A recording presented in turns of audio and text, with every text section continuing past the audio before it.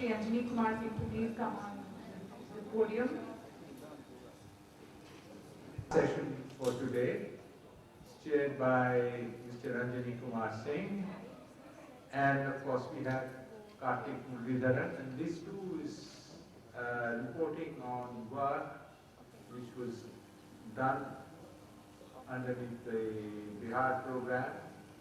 And what is of interest is the policy that Kartik is going to be talking about is something that was implemented when Mr. Ranjani Singh was the Principal Secretary HRD. Mr. Singh. I am very happy Mr. Kartik Muralidharan is here. He has done excellent research on our cycle scheme.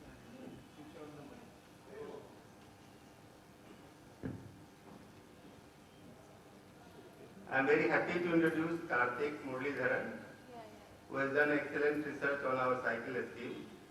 He is assistant professor in the economics department in University of California.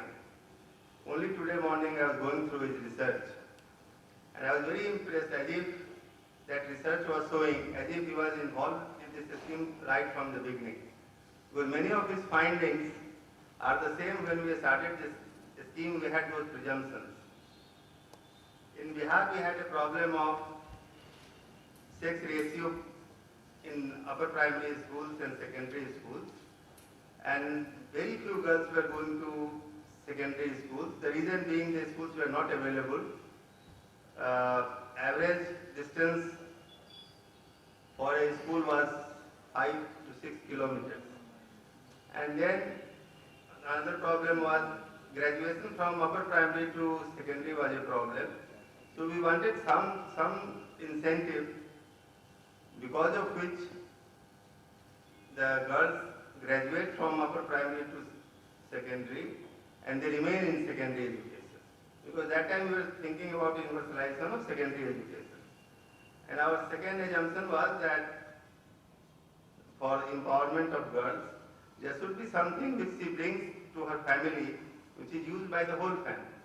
Because the girl is bringing a cycle to her house, and that cycle is being used by brother, other family members, so that will raise her position in the family and in consequence in the society. That was the second assumption we had. And third was that there will be increase in enrollment in secondary education. And lastly, we had found that our growth rate is one of the highest, not one of the highest, it is the highest.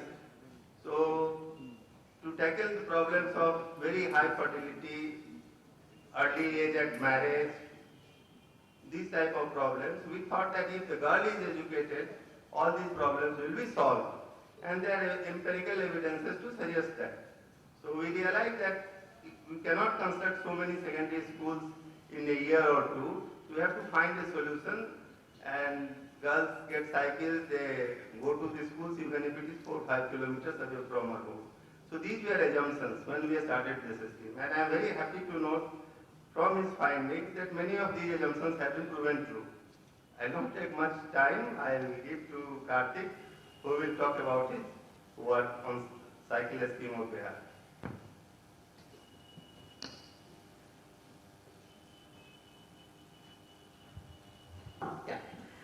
So thanks so much to the IGC program. This is, I think, one of the early children of the IGC Bihar program, among the first things that was funded. And I feel over the past 3 years, this is one of those things that's grown from a little. Those of you who've done research know how hard it is and how long it takes. But after 3 years of incubation and churning, I think this guy is finally done. And I'm especially grateful to be here when Mr. Anjani Kumar is here, both as the person who implemented the program for the state and who's now currently the Principal Secretary to the Chief Minister, whose, of course, brainchild this program was. So this is joint work with Nishit Prakash, who's in fact from Bihar. He's from here, and unfortunately could not be here today because he has to go back to the US for a PhD student defense on Monday. But he presented in Delhi, and I'm happy to be here. So think of Nishit every time you see the results. Okay, so the background and motivation for the paper are pretty straightforward. I think in many ways it's we think about the trade-off of inclusive growth. Should we focus on inclusion or growth? But education, and in particular female education, is one of those things where there really is no trade-off. It is one of the things where female education contributes both to growth as well as inclusion by allowing more people to participate in the growth process.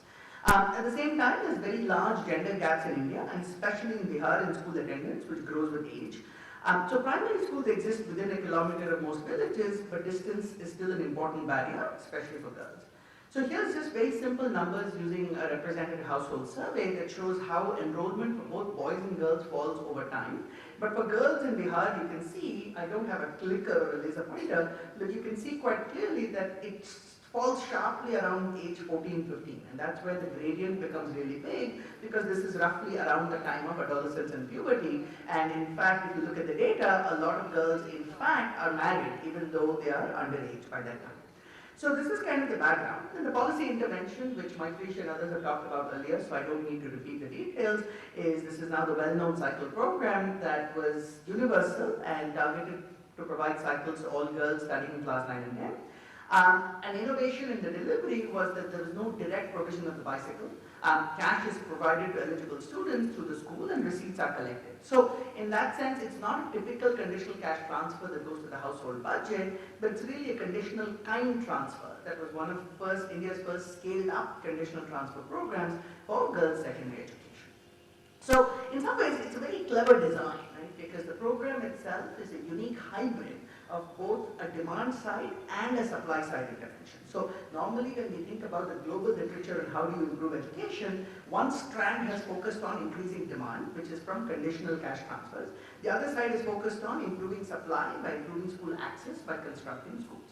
So in a way, the policy is a very clever hybrid, because there is a demand aspect to it, which households you have to be enrolled, so it's conditional on enrollment.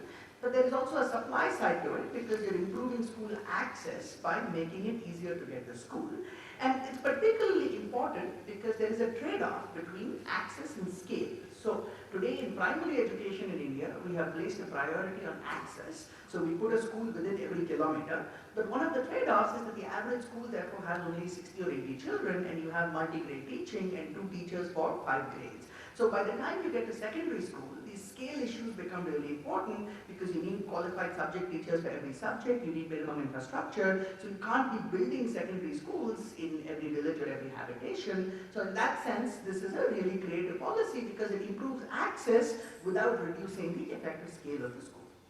Now, it's been a high-profile program, everybody knows about this, it's politically very visible and also very copied. But at the same time, every once in a while, there will be newspaper reports about some big enrollment, some leakage of funds. And there is a concern, because in India it is well known that administrative records can be doctored in response to fiscal incentives. So the question is, what was the impact of the program? Can we actually quantify what the impact of this program was? So here are some pictures. It's late in the day, like you probably don't want to just hear me droning on, like, so you can look at these pictures and kind of just get a sense of for the program. Yeah, so what does this paper do? And the paper has 3 aims. We aim to evaluate the impact on secondary school enrollment, but also on learning outcomes for girls of the cycle program. We want to disentangle the mechanism of impact. How much of this is coming from the conditionality versus the cycle itself? And then the most important thing, for those of you who've even seen this in London, I mean, the paper has evolved over the past few years, but the section on cost effectiveness and drawing broader lessons is actually, I think, one of the things that makes this paper extremely interesting and kind of illustrates how the cycle program may have been a bit of a game changer, even more than what a typical program might have. So the main challenge for this, so this is where kind of the economics kicks in, is that this is really difficult to evaluate, because the program is universally rolled out across the full state. So I remember when Nishit first came to me, because he was the one from Bihar and he was the one who really wanted to do this project. And he came to me and said, like, boss, you worked a lot in education, like, I mean, can we do something about this Bihar Cycle project and can we evaluate it? And my first reaction was no, because this was a universal program and it's really, really difficult to do this credibly. And so everybody, just for the policymakers, for the non-economists, let me just explain what the problem is. See, the problem is, suppose in 2006 you launched the program, and then 5 years later you say that, or even 2 years later, you say enrollment has increased so much. The problem is, in that same time, there is also economic growth, there is also other programs. So even if the girls' enrollment goes up, you cannot say that all of this improvement is because of my cycle program. So maybe half this enrollment would have happened anyway because incomes are increasing, parental interest in education is increasing. So even without the program, you may have got this increase. How can I get this guy back? Can someone help me get this back here? Or maybe I'll just proceed without it, but... Oh, someone is behind me. Okay, so the main challenge, right, so you can understand this is, and of course IGC has made, there are a lot of people associated with IGC who think that the cycle paper has been presented thousands of times, but it's not because I presented it thousands of times, but because this is very nice video that was made, that has been distributed around the world as an example of triple difference estimates. But the basic point is that you cannot look at this difference and say this is because of the program, because thousands of other things are changing at the same time. So the first thing you do is then you use boys as a control group, because boys are experiencing many of these same changes. They're getting the same economic growth. If the government is investing in schools, they're going to get that also. If the parents' income is going up, they're going to benefit from that also. But the boys did not get the cycle program. Okay? So the boys can serve as a comparison group. Now this is a good first step, but as I'll show you, this also does not work. And the reason it does not work is that because girls' enrollment is starting from a much lower base, maybe the girls' enrollment is growing faster than boys' enrollment even before the program. So then you cannot use the boys' enrollment as a valid control. So the nice thing in the case of Bihar is that then Jharkhand becomes a perfect control group because this was part of the same state. So till 2001, this is the same state, same administration, and the program comes within 4 years of the bifurcation. So culturally and administratively, the states are going to be quite similar. So the third difference we will use, and in fact in the interest of brevity, I cut out some of the slides that showed the pictures of how a triple difference works, but the basic idea is you look at the double difference and then compare that across Bihar and Jharkhand. But now this is where, thinking like an economist sometimes is a problem because you write a paper and then you imagine yourself as the referee and say, how am I going to tear this paper down and what are all the problems I'm going to find with my own paper? So even if you get the triple difference, the problem is that there may still be other things going on, okay? So you don't know is the mechanism because of the conditionality, you don't know is the mechanism because of the cycle, or as Mark Rosenzweig would say, maybe the returns to education for girls are changing differently in Bihar at that point in time, and so whatever reviews form you get could still be confounded by these other factors.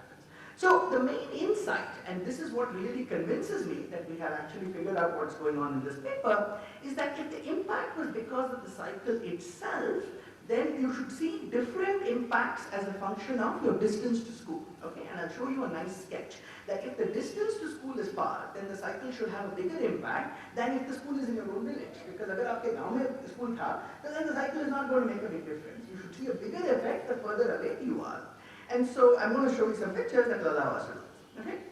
So in terms of the data and the estimation strategy, one of the nice things here is, see, one of the problems with so we spend a lot of time collecting official school data, but there's always some concern that kahin kuch inflation na ho raha hai, right? So we are using the independent district level household health survey that was conducted in over 50,000 households in Bihar and Jharkhand. So this is a nationally conducted survey by the Institute of Population Studies in Bombay. It's one of the best household surveys in terms of sample size. It's 5 times bigger than even the national sample survey. So it's a fantastic survey. And the timing is amazing because it comes in 2008, which is just 1.5 years into the program.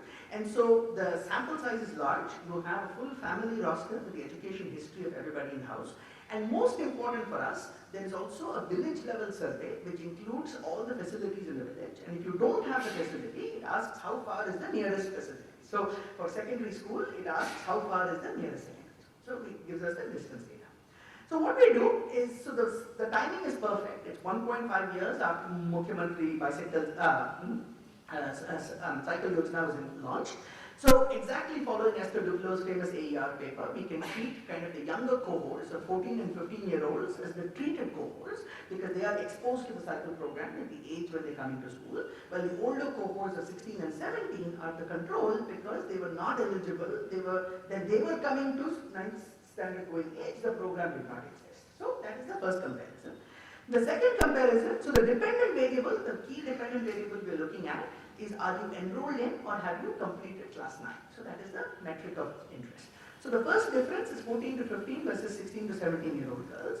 Now the second difference, we'll do that compared to boys for the same thing. So this is again like a famous paper by Seema Jayachandran and Adriana Yasmin in the QJE, again using boys as a control group.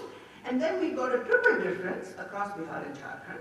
And before, like, my tuition is a joke, I mean, it's the first paper I've seen with a quadruple difference. Like, you can take the triple difference and then look at that as a function of above and below the median in terms of distance to school. And if the mechanism is coming from the distance, you should see most of the action above. And I tell you, there was a pentuple difference I could have done, which I'm not doing, but I'm just going to use that as a placebo test. Okay, I'll come back to that later. So, and then we spent a lot of work, time, because it's not enough just looking at enrollment data. We also care about whether something real happened. So then we got hold of the board exam data from the Bihar exam board and the Jharkhand exam board of all the years, and then we use that to look for outcomes of the program. And then finally what we do, the official school enrollment data that we use, we don't use this for any impact analysis, but we use this for testing parallel trends, which is important for the validity of the double difference and the triple difference estimates. Okay? So here is kind of the double difference result, and I'm going to skip this quickly because I don't believe this. Okay? If you look at double difference, you would estimate, okay, I wish I had a clicker or a laser pointer, but if you look at the last column 4, row 1, I've always highlighted the key result. You would estimate that this program had about a 9 to 10% effect.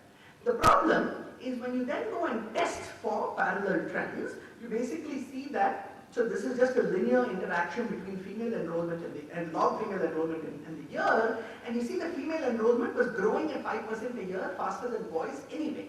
And that is why you cannot simply use the difference, the double difference with boys in Bihar as a valid control.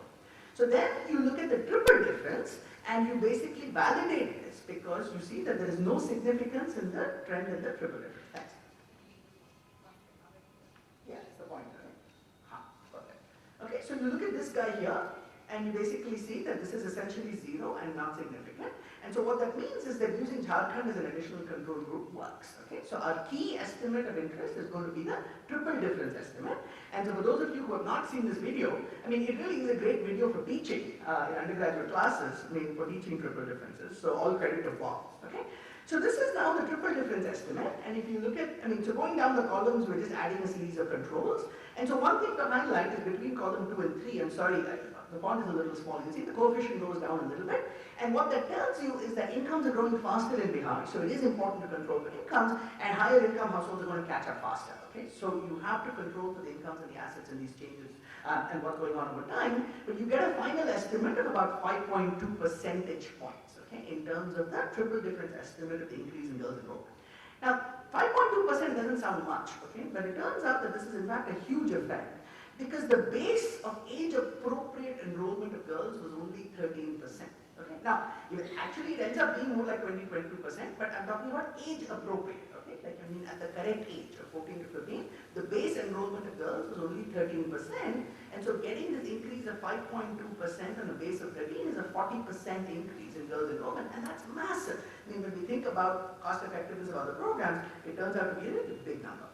Another way of looking at this is to look at the fact that the pre-existing gender gap in age-appropriate enrollment was about 13%, so it's also reducing the gender gap by about 40%.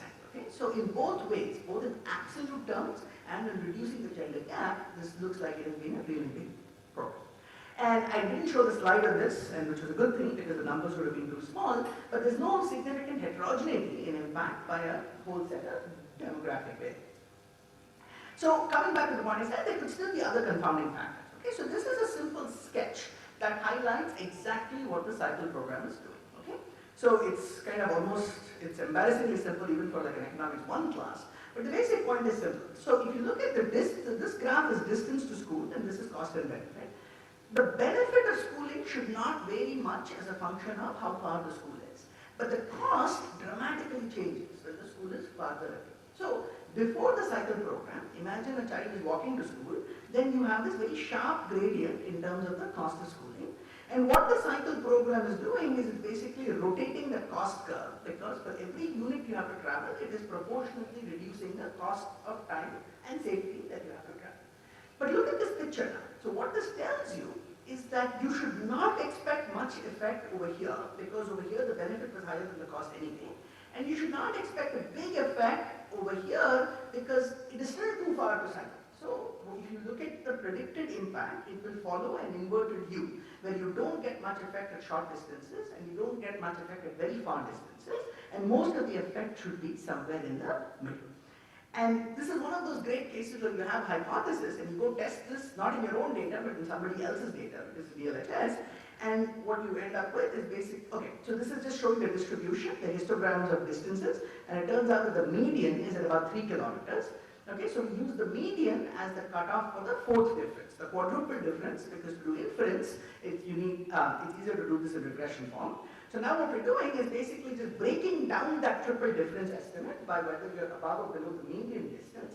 And you see that all the action is in the cases where the secondary school is far. Okay, so if it's above 3 kilometers, then you get an effect of about 8.6 or 8.8 percentage points. But if you're below 3 kilometers, there's basically no effect there whatsoever. Okay, so that's pretty tight to zero. Okay, so this then is the picture that perhaps the most important picture in the whole paper is taking that triple difference and then plotting that triple difference non-parametrically as a function of the distance to the school. And so this is exactly what I was predicting, and what you see is that there's very little impact at short distances, and almost all the impact is in this intermediate range between 3 and 15 kilometers. Now, of course, the standard errors are a little wider, these are bootstrapped, and so obviously they're not as precise because you have to do this at each distance, but it still ends up that even with these bootstrap standard errors, you get significant positive effects between 5 and 13 kilometers, and that is kind of exactly what you would expect. Okay? So one important point to highlight is it is not the fact that girls in Bihar were not catching up at short distances. See, girls in Bihar are catching up at all distances. So if you look at the next slide, you will see this. But what is the point? The point is that girls in Jharkhand are also catching up at short distances. You see? So this is what highlights the importance of Jharkhand and the importance of Jharkhand as a control. Because here I am plotting the two double differences and I've subtracted these two to give you the triple difference in the previous slide. Okay. So notice that even in Jharkhand, girls are catching up at all distances, but as you would expect, if there is catch-up, it's more likely to happen when the school is nearby. But if you look at Bihar, you get this effect here, but if you take this difference, then you end up with this picture, which is the key estimate of program. So one of the things, so when I last presented this, I think last year at Growth Week, this is where we were. And then you kind of, again, start pushing the results harder. And one of the big concerns, even though that inverted U looks beautiful, and you might think, okay, with the inverted U, we're basically done, there is still another problem. So our discussant there had mentioned this point about what about buses, or what about other motor transport? And so you think harder and you ask, could other factors generate the same pattern that we saw in the previous picture? Because one weakness here is we don't actually have cycle use data. I mean, so till Maitreya and Chinmay came along, there was nothing that had actually measured whether what they were doing in terms of cycles. So it is still a reduced form estimate. Okay? So in particular, unfortunately for us, there is one big thing we have to worry about. And see, in the same time, the government has also improved roads, big improvements in roads, and big improvements in law and order also. So the roads and law and order would also potentially differentially impact girls the further away you are from school. So if that is true, you would expect the same pattern, even though it doesn't directly have to do with the cycle program. So this is where we kind of scratched our head for a week and then basically came up with a very simple placebo test. Okay, so the placebo test is you can look at the same triple difference estimate of enrollment for 8th standard girls because they're just 1 year younger. So if there is improvement in law and order and governance, it should also help the 8th standard, but they did not get the cycle program. So the key is we find for the 8th standard, there is no impact in terms of that same triple difference estimate. So this is what suggested a pentuple difference, right? Like, I mean, if I ever wanted to do that, but at some point I figured that it's just easier to show the placebo test separately and show that it had no effect in the 8th standard and the effects are all in the 9th standard. Okay? So what this suggests is that the cycle program was the key factor for the effects we find and that our results are causal estimates. But one important caveat is that better roads and improved law and order are again complements that. So what it suggests is maybe the cycle program may not have had such a big effect if you did not also have the improvements in roads and improvements in law and order, because it might still not be safe to go cycling if you don't have those additional improvements. So that is important in terms of interpreting the results. So a second set of robustness, I'll skip this faster. I mean, because we use the entire samples, and we also then restrict our analysis to just the border districts that on the Bihar-Jharkhand border. So it's a smaller sample, and we find that the estimates are pretty much unchanged, but the standard errors are larger. So the methodology, so it gives us confidence in the main results that we use the full sample, But methodologically, it's kind of worth noting that a triple difference estimate requires very large samples. In fact, if you look at Esther Duflo's, again, very famous AER paper. So I gave that paper to my PhD students to replicate using IFLS data, which is kind of a very large household survey. But in fact, even in IFLS, you cannot replicate. In fact, you get the point estimates, but you get wide standard errors because the Duflo paper uses inter-sensor data that has 150,000 households. So we got very lucky that you have the DLHS that has 50,000 households, because without that kind of sample, you would not have adequate power to do this. Now, the final thing, which is kind of, would sound hilarious to somebody in Bihar, okay, but somebody raised a comment that, what about intra-household spillovers, okay? Suppose boys drop out of school and do more household chores because their sisters now have a cycle, then that would bias our estimate upwards, okay? Because we are comparing this relative to boys. So, of course, for people in Bihar, you would start laughing, okay? Like, given the patriarchal culture and like whether that would ever be possible. But we take it seriously, and there are other studies, in fact, that find positive spillovers from the girl having the cycle to the boys. Sorry, girls having a CCT to the boys. So if anything, our estimate is likely to be a lower bound rather than an upper bound. And we also plot, so you can't test this directly, right? Because our core estimation strategy compares with the boys, okay? So if you're concerned about the boys as a valid control for spillovers, then you can't do much, except we can plot the single difference non-parametrically, and we show that you get the big inverted U with the girls, and with the boys it's pretty much a flat line, right? So if there's a spillover, you get it, and a proper U with the boys, and we don't get that, okay? So enough on robustness. Now, final piece of mechanisms is, we do care if the household actually receives the cycle. So unfortunately here the DLHS doesn't help because it has, do you have a cycle, but it does not ask how many cycles you have. So we can test for that, but it's not significant as you would expect. So we are very, very happy that Maitresh, Chinmay and Sandeep did this paper because it confirms in many ways the main achievement of the government, which is that the program was implemented really, really well. That what they show is that 97% of eligible beneficiaries received the transfer. Okay, so we obviously had anecdotal evidence to suggest this, but there's nothing in our paper that actually verifies this. So it makes for a very nice complementary piece of evidence that we can rely on to give us insights and mechanisms. Now, the final piece, which is actually quite interesting, is if you look at the DLHS and if you look at the older cohorts, if you look at cohorts who are 16 and 17 who have dropped out, the survey asks what was the reason for dropout, okay? And most of the time, the reason given for dropout is no more education is needed, or I needed to get married, or I needed to work. But in exactly 7.6% of the cases, the reported reason for dropout is that the school is too far away, or that we don't have enough transport. So it gives us confidence that the estimate we have is exactly in that ballpark, right? I mean, the 5.2 percentage points is in that ballpark of the reported cases where people are saying they are dropping out because the school is too far. So again, 5.6% might not be much, but it is on a universe of 7.6% who say they are not going because of distance. So for people who have been dropping out because of access, this has bridged practically all the gaps for people who are dropping out because of access.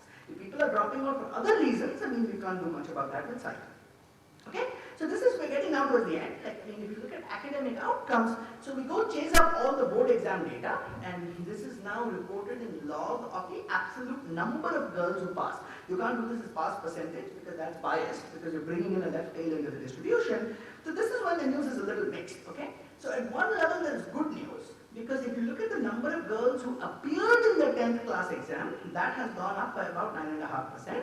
But there is no impact on the number of girls who actually pass the 10th standard exam, okay? So the reason this is good news is notice that the program only requires enrollment, right? The program is not verifying attendance. So it is possible that the girls enrolled in the program took the cycle and never went to school, okay? So in that sense, this is good news because it shows that there is a significant increase in the number of girls who stay in school all the way to taking the 10th standard exam, which is already a pretty big deal. On the other hand, there is no increase in the number of girls who pass, which is the bad news. But to be honest, that is not surprising at all. Okay, most conditional cash transfer programs in the world find exactly that result, that you get an increase in enrollment, but don't get an increase in learning outcomes. So there's three possible reasons that's beyond the scope of the paper. So one possibility, of course, is that the incentives here for attendance and not for passing.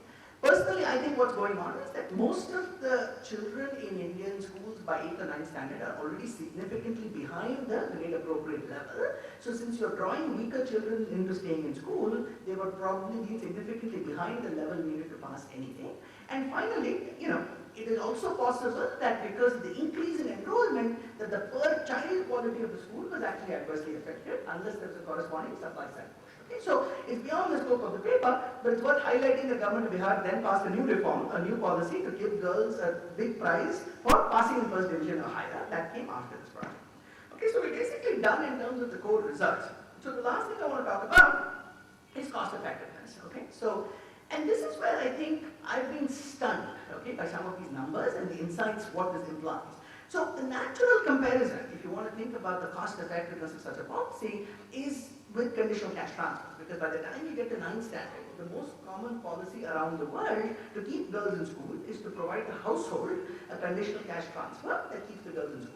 Now, unfortunately, we don't have any sensible evaluation of a conditional cash transfer program in India, let alone Bihar, which would have been perfect. So in the spirit of IGC South Asia, like the best I can do, is that there is a good quality study in Pakistan, like where there is a similar conditional cash transfer program to keep girls 6 to 8 in school in Pakistan. And we have estimates using a very similar triple difference approach. So in that sense, the estimates are comparable. So that program cost about $3 a month and increased enrollment by about 9%, which was 4 percentage points on a base of 43%. Okay, so it's effective, but that's the cost. But if you look at the cycle program, the cycle program costs less than $1 per month, and it has a larger absolute effect and a much larger relative effect. Okay, so in fact, so between Nishit's presentation and now, I've doubled the cost effectiveness. Why? Because we started out with a very conservative estimate of saying the cycle will last only for 2 years. Okay? But then we said, like, are you crazy? Nishit was like, I still have my cycle from school. My cycle is I've had for 10 years, 12 years. So to kind of avoid guesswork on this, I just went and looked up the Indian tax code of depreciation for vehicles, which seems to be the most sensible way of actually assigning a number in terms of how long this would last. And the depreciation estimate is between 15 and 20%. So I'm in fact being conservative relative to that by saying that this will last 4 years because the depreciation code says 15 to 20%. Okay? So if you have that, what you get is that the cycle program both cost considerably less and was much more effective. And in fact, like Mr. Kumar was saying, this is probably a much lower bound than the effectiveness because there's nothing that prevents other household members from using the cycle to go shopping and buy groceries after school is done. So from an overall cost effectiveness perspective, we are underestimating relative to the 2 million.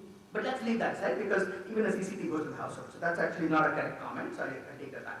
Okay, so, but what is important is these results. So we have the other paper in Andhra Pradesh, which is kind of makes for a very interesting contrast. So in the Andhra Pradesh experiment, what we did is we gave randomly selected schools with a grant where they bought books and materials for the children in the school. Okay.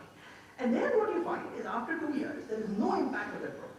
Okay. So why is there no impact? Because the households are substituting what they were buying anyway. So the material that was provided is not big enough to be outside what the household was spending anyway. So this is also highly relevant for the food versus cash debate because most of the value of the PDS is less than what household is spending anyway. So in those cases, economic theory tells you that cash will do better than time. You see, so what this case makes me think about in a much more general way is what was it about this setting that made in-kind provision so much more effective because it's dramatically more cost effective. Right? That what an equivalent conditional cash transfer would be. So now I'm basically hypothesizing, but what I'm highlighting is features of the cycle program. And it's amazing from a program design perspective. These are all features that suggest that the cycle would do better than a conditional cash. See, normally I think in Bihar people think of the cycle program as cash instead of time, but I don't think of it as cash because normally when you say conditional cash, it is unrestricted cash. So this is cash with a very specific purpose. So it is cash that gives you the flexibility to buy and takes the government out of the mess of procurement. But basically it is cash for a cycle. Okay, so I think of this as a conditional kind program. So why may have the cycle done better than a conditional cash transfer? So the first is the cycle reduces the daily cost of going to school, which cash to the household has no effect on. The second is the cycle was not inframarginal to household spending. So for the non-economists, it just means that the cycle was not something the household was buying anyway that they could substitute away. So this is a significant additional asset that is given to the household. And somebody who is kind of a hardcore economist will say, hey, if they don't want the cycle, they could always sell it. But I think the fact that this is a public ceremony with a social stigma, would make it very difficult to sell the cycle, and there's also probably a significant price penalty because there's so much supply of cycles now that maybe the used cycle price would fall.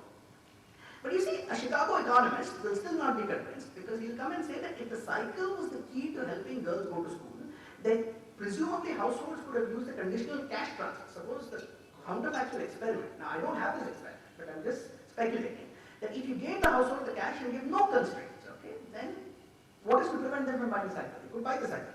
But this is where there are two reasons that could be important. So the first is just credit constraints, that normally CCTs are paid month by month, whereas here you need the money upfront to buy a capital good. But I think much more important is intra-household bargaining. Like, I mean that normally when the money goes to the household in a conditional cash transfer, the girl will get her share of the household budget of that additional money. So what we would call a Pareto weight, right? But what you are doing in the cycle program is you are forcing the entire value of the public transfer to stick to the girl by giving this in kind. And so that could be the big reason, because normally the problem for a lot of public finance and public economics is when you are trying to influence what the household does, it's really, really difficult. Because whatever you do, you give to the household, you can't prevent the household from re-optimizing its own behavior. But in this case, you might have been able to make the cycle stick to the girl. So the last point, which I think is second last point, okay, which I think is a really big deal, is I think what makes the cycle different is that the coordinated provision of cycles to all these girls almost certainly generated large externalities over and above the cash value of the program. And so the two big externalities are the safety that you get when girls are cycling in groups to school. And if you talk politically, this is what everybody says. Okay, you see the girls cycling in groups, and that this both improves safety and potentially changes social norms towards being more accepting of girls going to school.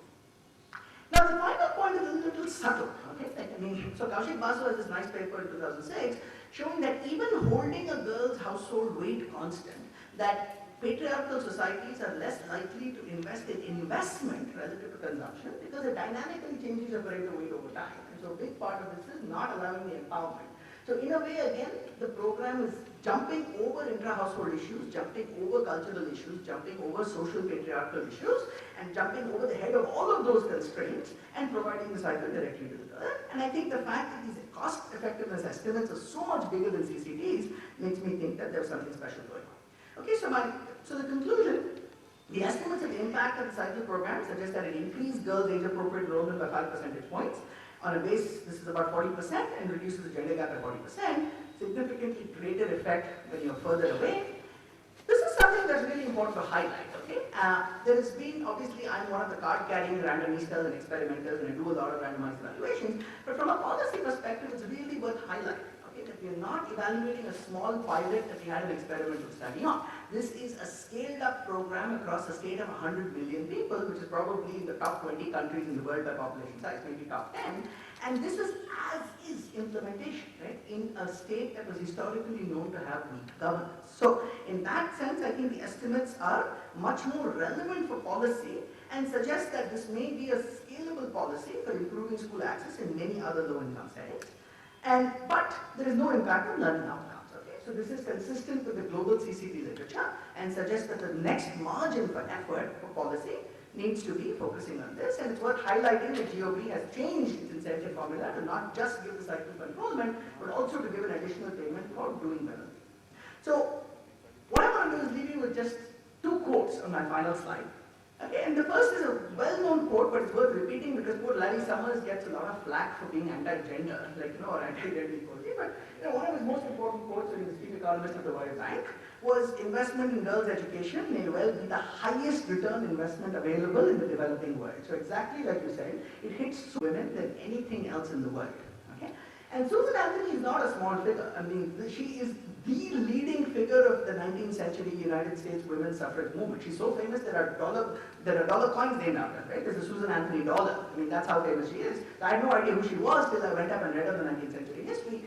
So it suggests, and there's a much longer quote which I didn't put up, but she's got this quote where she says, like, every time I see a woman ride a bicycle, it gives me this great joy as I see the unconstrained as a picture of untraveled womanhood, right, is what she called it. So that's the sense in which I think putting this in a historical perspective and combining it with the fact that the impact is so much bigger than what a CCT would have been, suggests that there really was something special going on. And in the long term, of course, following Jensen and others, like you would want to study the fertility effects and the age of marriage and a whole bunch of things. And maybe what you'll find is that a program like this, in fact, accelerated a demographic transition, but that would be work for future research.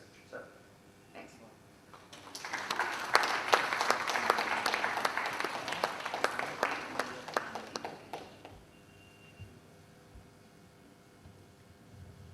Excellent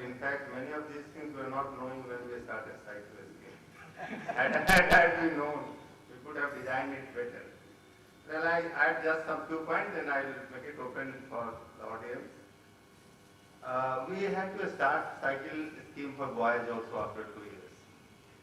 Because the scheme was so powerful and popular that we were compelled to do that. What happened, that question was raised at that time also, that when all these girls will start bicycling to school going 4-5 kilometers, they will be harassed on the way and there will be some problem. Simultaneously, we also started a karate scheme. So these girls were taught, karate. By now, I think we have taught karate to 1.5 lakh the students. AIMS Institute also did a study. They also found similar figure. They found that 92% girls had cycles. They did a study that was a sample of 4-5 districts, and there also the finding was 92% had cycles. But the quality thing is, you are right. This increased the enrollment and reduced the gap, gender gap.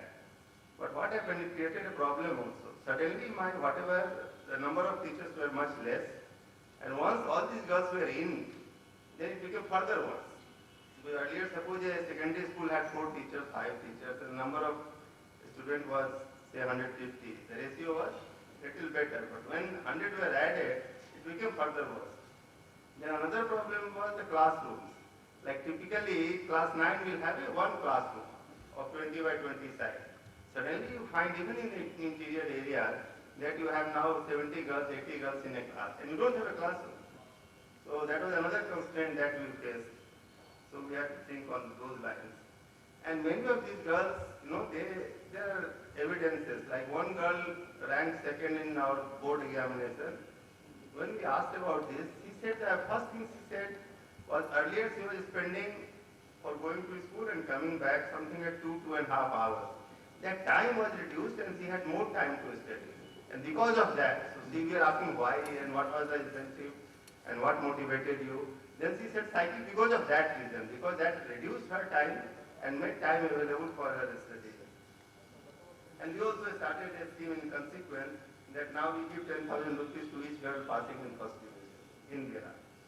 So we have learned, and finally, now we have decided that we will have one secondary school in each panchayat, so that average distance will be reduced to 4 kilometers, less than 4 kilometers. So these are the learnings, and we have taken.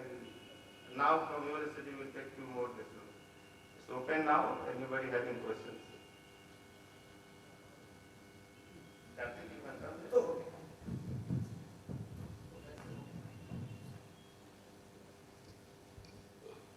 Prachi Mishra, Ministry of Finance.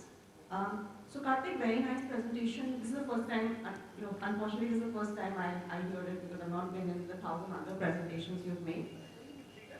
Oh, okay. I haven't seen the video. So, I don't think you were there in the morning, but we started with discussion of, other programs in the area of, ICDS, Supplementary Nutrition Program, the health program, the NPD, Swasthya Yojana program.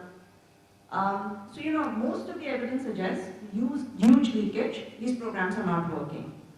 And now, at the same time, at the end of the day, you show us evidence on a program which is doing wonders, which has changed everything, which has worked so beautifully. So, from a policy perspective, I'm trying to struggle, to understand what exactly was in the program. Was it the design of the program itself or the implementation? There were no leakages. The program, it's just too good to be true.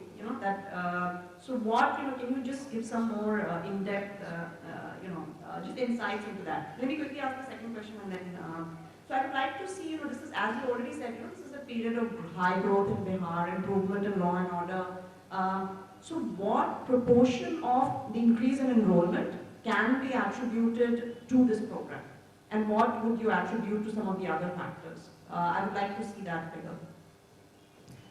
So the answer to the first question, fortunately, I don't have to give it my paper because Maitrish's and Chinmay's paper does a very good job of that. Right? So I think, now even they, see at the end, in a retrospective observational study, you cannot go back and pinpoint and say, this is why there's no leakage. leakage, right? So I think there are 3 or 4 important reasons for why I think there was little leakage. I think the first is it was a very clearly defined entitlement and it was universal. So once you're in 9th standard, like, every girl gets it. So a lot of the leakage happens on the targeting basis. When there is some doubt about who is eligible, so then whoever the local official is, Mukhya is, like, can fudge, and there is a lot of exclusion. So that is one margin. Second interesting point to think about, which in fact Ritika Khera mentioned to us in Delhi, is that, see, if you think about the socio-economic demographic of who is coming to 9th standard, this is already not the weakest of the weakest, right? Most weakest sections are already dropping out by class 5, class 6, class 7, right? So in that sense, even though the girls' enrollment is low, it is still the top 20% of the socio-economic distribution. So it is a distribution that is more aware of its rights, and therefore, like, I mean, if there is massive preferential leakage, you will be more likely to see progress. I think the other third factor, now all of these are just stories, right? I'm not quantifying these, but I think each of these play a role. Right? The third thing is that because the distribution is in a public way in a centralized location like a school, like, I mean, it is just very easy for an eligible girl to know that name. Right? I mean, so that. But I think finally, and this is the most important point, is this was the Chief Minister's flagship program. It carried his name. Now, unlike, he didn't put his personal name to it, but it was the Mukhyamantri program. And so that sends a certain message down the administrative chain that this is something the CM is really serious about. And I think, the point from all my other work, for example, on teacher absentees, is that, see, in the end, even simple governance makes a really big difference. So what we see in my teacher absenteeism work between 2003 and 2010 is that the single biggest factor correlated with reduction in absence is just very simple load monitoring. Like, did an inspector come and visit your school in the past 1 month? Did somebody come in the past 1 month? In fact, what we calculate is that the fiscal return to invest in monitoring is about 10 times the cost of the salary cost. Okay? So, no, I'm not saying that the government had the resources to devote that kind of monitoring across all sectors. So maybe one consequence of this is attention went away from other sectors. That I cannot tell, because the administrative machinery says CM is monitoring this program. So the moral of the story at the end seems to be that in government only things that people believe CM is monitoring will get done. So how can we credibly increase the range of things that CM monitors so that we get good governance across sectors? That then becomes a more generic point. But fortunately, I don't need to come and claim that the program is effective because my list shows that 97 years, basically there's no leakage. The other second question about what proportion is explained by other things, I think that really is beyond the scope of the paper, and precisely because this is what makes empirical research so difficult. Because there's also economic growth, there's change in attitudes, there's change in taste, there's a change in a whole bunch of things. So I can show you what the overall improvement is. But to come back and say how much of this is because of the other factors would be very difficult, but we can take some guesses as to what the composite is. Because of this factor, how much was the increase in enrollment? Because of cycles. Yeah. So I see. So over the generic catch-up, it would basically put about double the rate of catch-up in terms of gender. What proportion of the increase in enrollment over a certain period of time can be explained by this program? Okay, it would be a doubling, right? Because if you look at the double difference, see the double difference. I want like 10%, 20%, 30% of the increase in enrollment is that's the simple thing. If I want to know 5 percentage points, right? That's the number. It is 5. Enrollment increased by 5 percentage points. But how much of the increase in enrollment can be attributed to this program is what I'm asking. But that is the point, right? This 5% is the estimate of just the cycle program. That is the triple difference estimate that accounts for all the other things. And which is what fraction of the total increase in enrollment? It is about half the total. Okay, half the total, so the effect is huge. More than, all the other, economic growth, law and order, everything. We'll give you a figure. In fact, we have figure in the department. When we started this program, we had 1,60,000 girls in class 9. And had the growth rate, and you project that growth rate, that number would have become 3 lakhs in 5 years.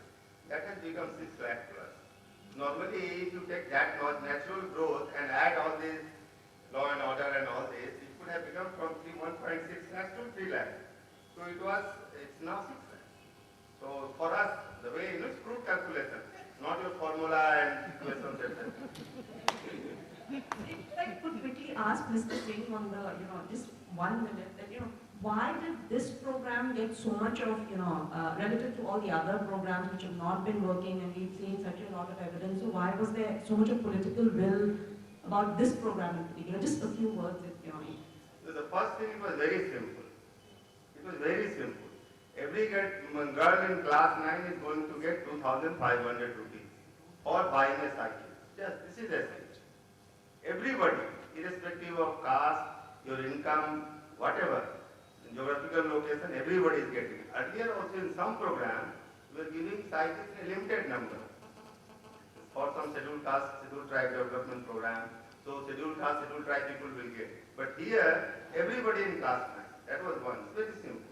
Second, the distribution was, many people argued at that point of time that if you buy cycles, if you do the centralized tendering and everything, the cost of cycle will be low, quality of cycle. We had not many people saying this, that quality will be better and price will be low. We said no.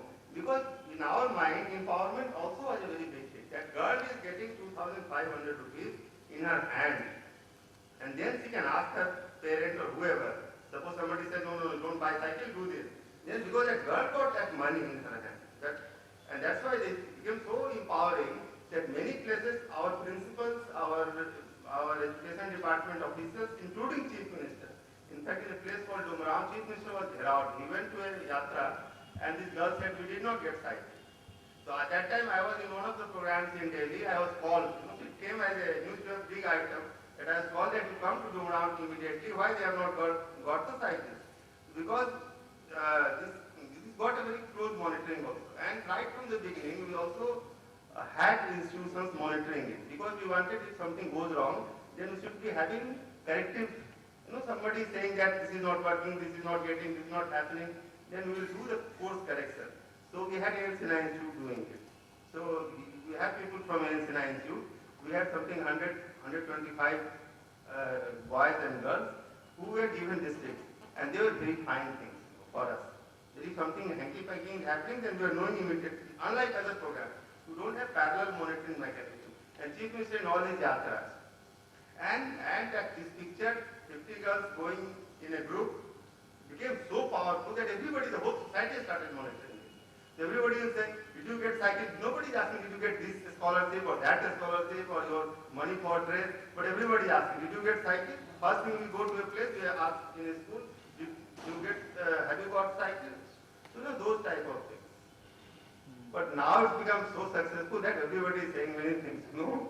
I think one of the reasons that the session went to ICDS and the SWAST Yoजना program was discussed was really a matter of despondency and it didn't work. But I think in the case of the cycling program, because it was universal, there was some sort of a societal ownership for this program. And secondly, government also was in a position to show something tangible, which had an immediate result. Thirdly, it was so unthinkable for several years that girl students can move around freely in the rural areas. And third, I think possibly that because of the law and order, which I mentioned, law and order and the law also triggered the success of it. But I think the most important was that some sort of a sense of ownership of the society as a whole. It was not segmented to any particular section. That played a more critical role. Sir.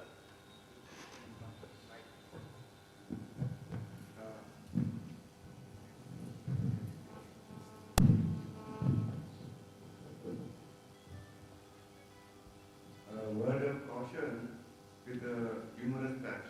You have said that the maximum impact, a word of caution with a humorous touch. You have said that the maximum impact was between 3 and 13 kilometers. Now, Anjani says that now there will be a secondary school in each Gram Panchayat within 4 kilometers. Now, our economists here will say that there's no need for a cycle scheme, so please, keep that in mind. I think one important point is that the school construction takes time. So at that point, so it is possible that cycles might not be optimal in a world when the schools are in the No. There I'd like to say that our own experience as children, when we got cycles as school children, it gave you a tremendous sense of freedom. You could cycle around with your friends, meet your friends, Now that, I think will remain, except maybe in big towns and metropolises. But in the rural areas where you can cycle, that sort of freedom, whether it is boys or girls, will remain, that sense of empowerment. Wanted to come back to the empirical strategy of the paper, which relies very heavily on the differences. The first difference between boys and girls, that we are told that 2 years after the program started, which is when you did the data set you used as 2008, the fact was given to boys as well, which would It actually didn't go to really some extent. So there's at least a 4-year gap between the two. the second part of the strategy is line the difference between Jharkhand and Bihar. And the only reason, when you have a bifurcation of the state, it is on the assumption that growth rates are going to be different in these two states over time. Otherwise, if that wasn't the assumption, there would be way for the bifurcation. So even if you have data before which shows you that there was similarity in growth rates, you would expect that difference as it has divided over time. So that when you compare them then at a later stage, that comparison may not be the right comparison to make. It comes back to, I think, this point that's been raised throughout, that really what might be going on, and it makes complete sense, there's no point giving bikes unless you have roads. And so the real value of the bikes, it only becomes a value of the roads, and it's very hard to disentangle the two. So the placebo effect you gave was of people in 8th grade, but 8th grade they were up primary school and not secondary school. And so you would definitely expect there to be no effect on 8th grade students compared to 9th grade, because there's no effect of the distance to the school. I think the effect of the program was obviously large on enrollment, but I can easily see where, if you give bikes to girls in Jharkhand where there aren't any roads, you wouldn't expect to see the same effect of the program. Finally, I think it's something you worked on a lot, everybody has said this, that to show an effect on enrollment, maybe that's not what we should be looking at.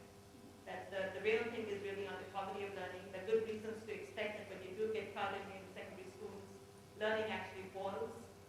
And in that sense, if you don't take that into account, and if you value the program just in terms of enrollment and come up with grades that are very, very good, do we just want girls in schools, or do we want girls to be learning in schools? And maybe the program, while it increased enrollment, really did have this negative effect on learning, which would downgrade all the positive effects. I think those are all good questions, and again, like Kaivan said in his answers to me, in a 90-minute seminar, one kind of brings up more of these issues. I think the point about Jharkhand is not, I think it's much more of a cultural control, whereas the economics is different, and that's why we include the controls, and in fact you'll see. So it is absolutely the fact that there is probably differential growth rates, and I think that's why including the household and family controls is so important, but it's really the unobservable cultural variables of differential trends that is rejected when you do the triple difference, all the way, by the way, all the way up to 2006, right? So it is, we do the triple, the testing for parallel trends happens not just in 2001, it happens all the way up to the year of the program. So, to that extent, it's kind of, it mitigates, but of course, you can never completely solve these problems, but I think it's as good as we can do. The upper primary point, we looked at this, right? So I think it's not the case, the majority of primary schools in Bihar don't have upper primary attached to them. The upper primary is typically, there are larger schools that have upper primary. So almost always, for a large fraction of these kids, you are also leaving the village upper primary. It's not the case that in the village. So that's the sense in which the road to the law and order should make a difference in age standard. So it's not good standard. And most girls are hitting adolescence and puberty around class 8. So I don't think that, I really think that does a remarkably good job. Now, I don't deny, and we say that explicitly in the paper, right? That clearly the roads could be a complementary investment, but I think what I'm convinced about is that the cycle did have the differential impact on the margin. So yes, it's possible that without the roads, the cycle won't have the impact, but the roads alone without the cycle certainly would not have the impact. That's kind of what we show. And I think the last place on enrollment, in fact, it's interesting that I'm less concerned about the learning outcomes in this paper than a lot of other things in primary school. And the reason is very simple, right? Because in primary we're at 95% enrollment. So when you have an RTE that's essentially focusing inputs and enrollment, when you're at close to 100%, it seems completely beside the point. But when you're working on a base of female enrollment of about 13 to 15%, I think getting the enrollment there is a credible first step, particularly for the first 2 years. And clearly the supply side had to catch up. I think the other point which Dilip mentioned, and which I think is important, we can't do that in this paper, But increasingly there's a lot of evidence in other contexts that parents value a lot more than learning outcomes, particularly in teenage years, right? So in fact, for boys in Latin America, for CCPs, there have been information studies that go to parents and say, do you realize the learning is not going up? And they're happy to say, no, he's safe in school and staying out of trouble. So in that same sense, like I think getting the girls outside the household empowered in a cycle and in a space that's their own, that is not as patriarchal as what they're experiencing, I think that's an enormous first step.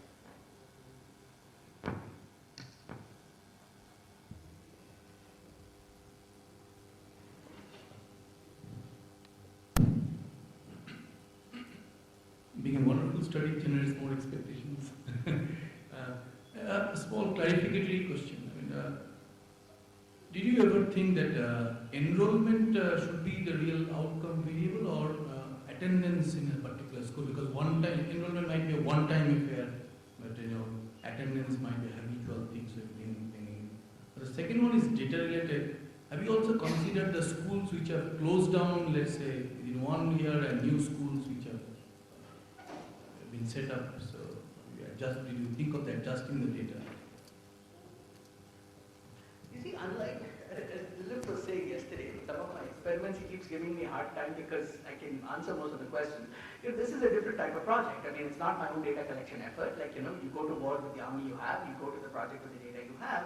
But I think our enrollment versus attendance, again, the government has caught up, so now I think there is also an attendance requirement. But that's why I think our 10th standard board exam results are so important. You see, I mean, of course I would love to have attendance data, right? I don't. And even if it is there, it is very easy to fudge, right? I mean, there is a lot of other work. So in fact, one could argue that given the administrative cost of monitoring attendance, like a better condition might be to say, like, I mean, you take this and you take your 10th standard exam, or something essentially that focuses on an end product as opposed to monitoring on every day and with all the fudging and problems that involves, right? So I think, so absolutely, I think, we should be looking at attendance and stuff, but that's why we look at the 10th standard board. We spend all the time collecting that data precisely because it's not even a school test. You see, I trust the 10th board exam much, much more because it's an externally administered test. All our schemes related to school, you have to have 75% attendance. You have learned, that maybe they are taking this advantage and not coming and continuing in it. They are not coming in. So now everything is linked to our scholarship, our dress, our cycle, one more books. Now it is related to attendance. You have to have 75. So the first year it was very difficult.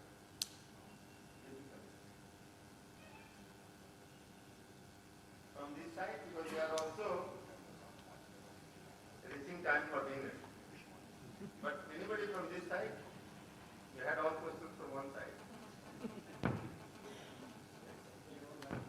A.N. Sinha, collaborator, because they monitored this program.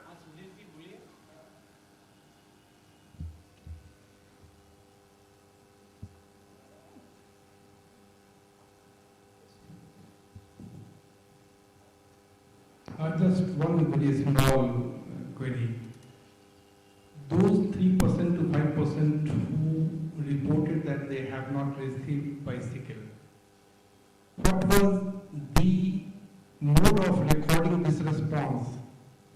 Simply they reported that they have not received, or further verification that were they qualified to receive the bicycle, or else?